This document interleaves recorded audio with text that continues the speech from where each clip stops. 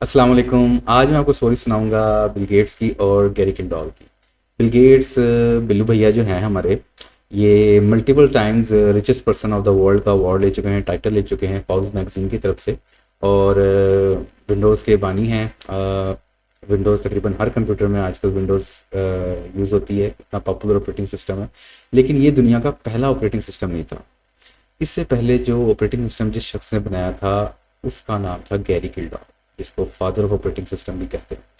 लेकिन चंद गलत फैसलों ने जो है इस बंदे की ज़िंदगी तबाह कर दी। इस स्टोरी में हम यही देखेंगे कैसे ज़िंदगी में कुछ अहम फैसले आपको फर्श से अर्श तक ले जा सकते हैं और किसी को तबाह और बर्बाद कर सकते हैं। चलिए,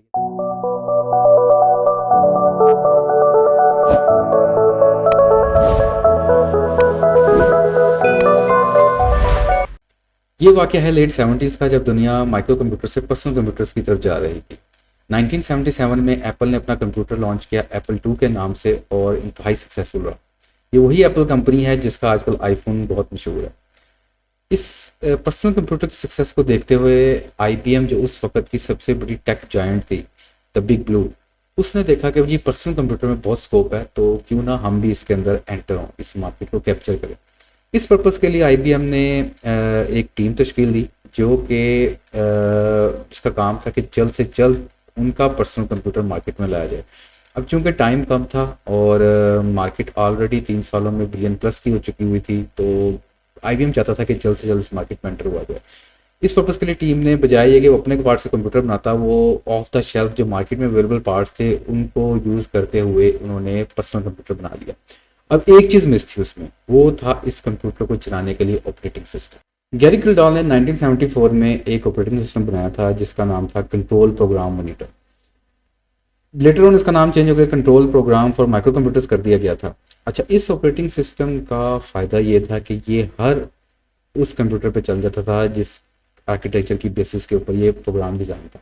यानी कि ये स्पेसिफिकली एक कंप्यूटर पर लिमिटेड नहीं था, बल्कि जितने भी माइक्रो कंप्यूटर्स उस आर्किटेक्चर के ऊपर बनते थे वो उस पर सब पे चलता था।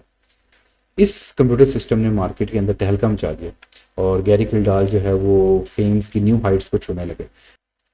अच्छा, मैं आपको ये बताता चलूँ कि गैरी किल्डाल था कौन।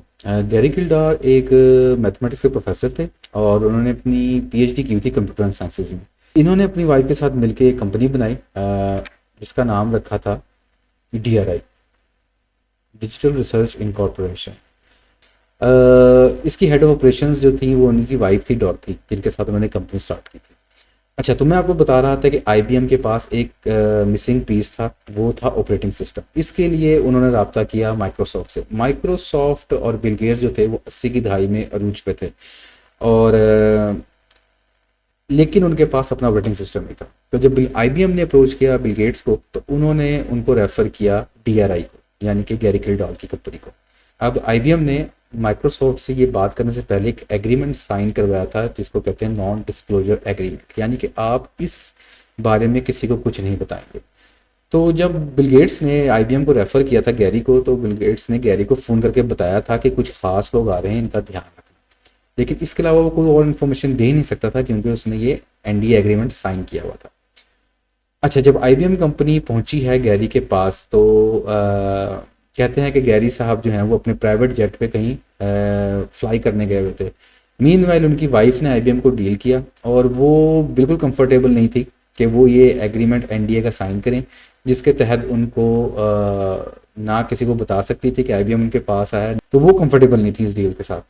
और फर्दर ये था कि उनका पहला ऑपरेटिंग सिस्टम था जो कि पाइनियर थे इसके, तो जाहिर है एक बंदे की अपनी रिक्वायरमेंट्स भी बढ़ जाती हैं जब आप किसी चीज़ के पाइनियर हो और सोलली आपकी मार्केट में चलती हो। IBM ने जब उनका इस तरह का ठंडा रिस्पॉन्स देखा तो वो वापस आ गए और उन्होंने दोबारा बिल गेट्स से रब्ता किया। इस बार बिल गेट्स ने कहा कि अच्छा चलो, अपॉर्चुनिटी जब आ ही रही है तो इसको मैं खुद अवेल करता हूँ।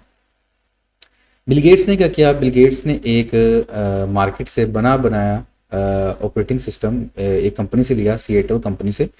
अच्छा, ये ऑपरेटिंग सिस्टम गैरी किल्डाल के CPM का ही रिप ऑफ था, यानी उसी को ही देख के आप समझ लें उसकी B कॉपी थी।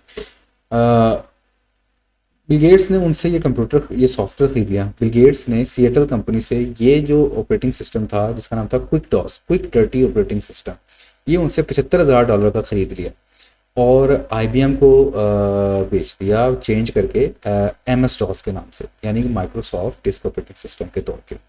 आईबीएम एक बिग कंपनी थी और आईबीएम नहीं चाहती थी कि किसी किस्म के वो लीगल मैटर्स के अंदर फंसे। आईबीएम ने मार्केट में अपना कंप्यूटर लॉन्च किया तो उन्होंने गैरी किल्डॉल का ऑपरेटिंग सिस्टम भी लॉन्च किया और साथ में बिल गेट्स का भी, लेकिन उनके दरमियान प्राइसेस का ह्यूज डिफरेंस था। गैरी किल्डॉल का ऑपरेटिंग सिस्टम $240 का, जबकि बिल गेट्स का ऑपरेटिंग सिस्टम सिर्फ $40 का था। तो ये तो साफ था कि जब फंक्शंस भी ऑलमोस्ट सिमिलर हों तो $240 वाले की तरफ कोई नहीं जाएगा।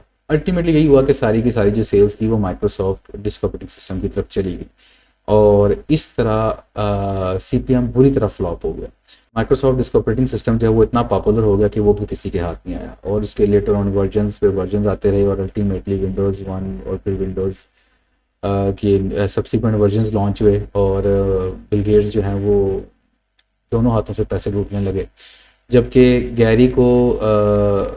गैरी इतना दिल बर्दाश्त हुआ इस बात से कि वो जहाँ पे भी कहीं पे भी इंटरव्यू देने जाता था लोग उनसे यही पूछते थे कि सुना है कि जब आईबीएम आया तो आप अपना जहाज उड़ाने गए हुए थे। तो इस डिप्रेशन में आके उसने अल्कोहल वगैरह शुरू कर दी और 80s में गैरी की डाइवोर्स हो गई। 1991 में उसने अपनी कंपनी सेल ऑफ कर दी। 1994 में उसकी एक बार में लड़ाई हुई, बार में उसकी हेड इंजरीज की वजह से उसकी डेथ हो गई। इस तरह गैरी का चैप्टर क्लोज हो गया।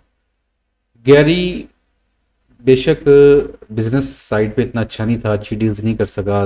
दो गलतियां की उसने, पहले आईबीएम को सीरियसली नहीं लिया और सेकेंडली फिर उसने अपनी कॉन्ट्रैक्ट प्राइसेस को रिवाइज नहीं किया, चेक नहीं किया। लेकिन वो एक कंप्यूटर विजनरी था और कंप्यूटर रेवोल्यूशन में उसका नाम हमेशा याद रखा जाएगा। और बिल गेट ने भी उसके लिए कमेंट्स दिए हैं कि वो हमेशा से हमारा कंपेटिटर रहा है, लेकिन उस मेरे दिल में उसके लिए इज्जत हमेशा रहेगी। Thank you.